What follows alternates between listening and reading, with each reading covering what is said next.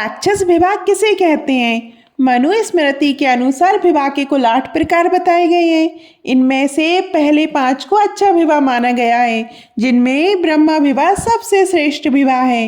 विवाह के अंतिम 3 प्रकार अनुचित विवाह की श्रेणी में रखे गए हैं, जिसमें से एक राक्षस विवाह है। हालांकि इन 2 अनुचित विवाहों की तुलना में राक्षस विवाह उनसे बेहतर है, लेकिन फिर भी इसे निम्न श्रेणी में ही रखा गया है। ऐसे में आपके मन में प्रश्न उठ रहा होगा, आखिर ये राक्षस विवाह क्या है और ये कैसे होता है? इसलिए आज हम आपके साथ राक्षस विवाह के बारे में संपूर्ण जानकारी साझा करेंगे। ये एक तरह से गंधर्व विवाह का ही एक रूप है। गंधर्व विवाह को हम वर्तमान के परिप्रेक्ष्य में प्रेम विवाह भी कह सकते हैं, जिसमें कन्या व पुरुष अपने परिवार की आज्ञा के बिना एक दूसरे से विवाह कर लेते हैं। राक्षस विवाह में वर पक्ष के लोग तो विवाह के लिए तैयार होते हैं, लेकिन कन्या पक्ष के लोग इसके विरुद्ध होते हैं। इसमें कन्या को बहलाना, फुसलाना, उससे झूठे वादे करना आदि सब कुछ सम्मिलित है। हालांकि ये आवश्यक नहीं कि इसमें कन्या के साथ कोई धोखा या छल किया जा रहा हो।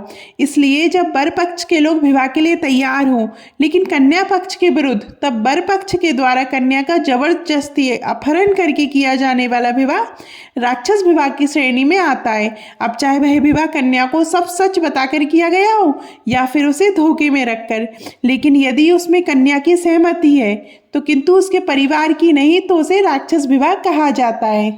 राक्षस विवाह होने के लिए सर्वप्रथम कन्या की सहमति होना आवश्यक होता है, अन्यथा वह पैशाच विवाह की श्रेणी में आ जाता है, क्योंकि उसमें कन्या की अनुमति की आवश्यकता नहीं होती। इसलिए कन्या की सहमति के द्वारा उसका अपहरण करके या उसे अपने साथ भगा ले जाकर उससे विवाह कर लिया जाता है।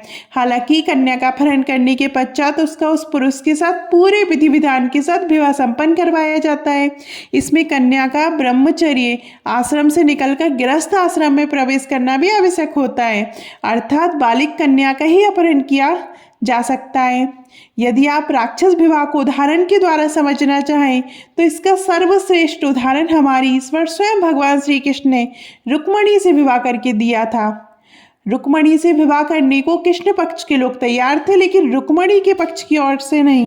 तब श्री कृष्ण ने देवी माँ के मंदिर से रुक्मणी का उनकी आज्ञा से अपहरण कर विवाह किया था, जो राक्षस विवाह की श्रेणी में आता है। ठीक इसी प्रकार श्री कृष्ण की बहन सुभद्रा का अर्जुन से हुआ विवाह भी राक्षस विवाह की श्रेणी के अंतर्गत ही आता है। इतिहास में कई और ऐसे उदाहरण मिल जाएंगे जिसमें राक्षस विवाह हुआ है, जैसे कि महाराज पृथ्वीराज चौहान का राजकुमारी स्वयंगिता के साथ हुआ विवाह आदि। इस तरह से आज आपने राक्षस विवाह क्या है और ये किन परिस्थितियों में होता है, इसके बारे में समूची जानकारी ले ली है। आपको ये वीडियो कैसी लगी कमेंट में जरूर बताइएगा, और अभी तक आपने हमारे चैनल परंपरा और प्रतीक्षा को सब्सक्राइब नहीं किया है तो सब्सक्राइब करिएगा। धन्यवाद।